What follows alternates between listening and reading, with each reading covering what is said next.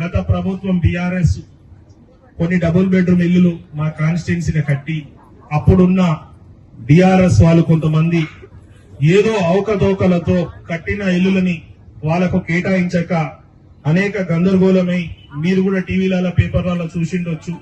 దాని ద్వారా ఇప్పటికే మా దగ్గర మట్కోట్ సిప్ విలేజ్ దగ్గర ఉన్న డబుల్ బెడ్రూమ్లు, మారడ్పల్లి డబుల్ బెడ్రూమ్ ఇల్లులు ఇంకా కేటాయించలే. తమరు కొంచెం దృష్టి సారించి కలెక్టర్ గారు కూడా 2-3 సార్లు చెప్పాను, ఆర్డీఓ గారికి, ఎంఆర్ఓ గారికి అనేక సార్లు చెప్పాను. దయచేసి మీరు పారదర్శకంగా వీళ్ళని సెలెక్ట్ చేసి ఎవరైతే ఇప్పుడు ఇల్లు లేని వాళ్ళు ఉన్నారో వాళ్ళకి ఇల్లులు కేటాయించడానికి మీరు తొందరగా చేయాలని మీ సభ ద్వారా మీకు కోరుకుంటూ, మీ అందరూ సహకరించి ఆశీర్వాదించడానికి ఈ రోజు ఎమ్మెల్యే అయినాను. మీకు ఏదైతే నేను గతంలో కూడా చెప్పానో, ఎమ్మెల్యే అయితే ఎమ్మెల్యే ఫండ్సే కాదు, రాష్ట్ర ప్రభుత్వంలో అనేక శాఖలుంటాయి, శాఖల వారు డబ్బులు తీసుకురావచ్చు. అదే మాదిరిగా స్పెషల్ ఫండ్స్ కూడా ఉంటాయి, స్పెషల్ ఫండ్స్ తో డెవలప్మెంట్ అవుతుంది.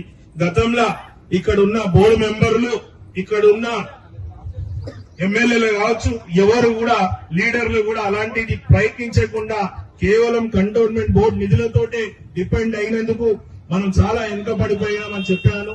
నేను ఎమ్మెల్యే అయినాక ప్రతి శాఖ దగ్గరికి, ప్రతి మంత్రి దగ్గరికి, ప్రతి కలెక్టర్ దగ్గరికి, ప్రతి ఒక్కరి దగ్గరికి వెళ్లి మనకు కావాల్సిన ప్రతి ఒక్కటి ప్రయత్నించి మీకు తీసుకొస్తానని ఆ రోజు మాట ఇస్తున్నాను. అదే బాటలో నడుస్తున్నందుకు ఎల్లప్పుడూ మీ అందరిది ఆశీర్వాదం ఉండాలని కోరుకుంటూ సెలవు తీసుకుంటాను. Thank you.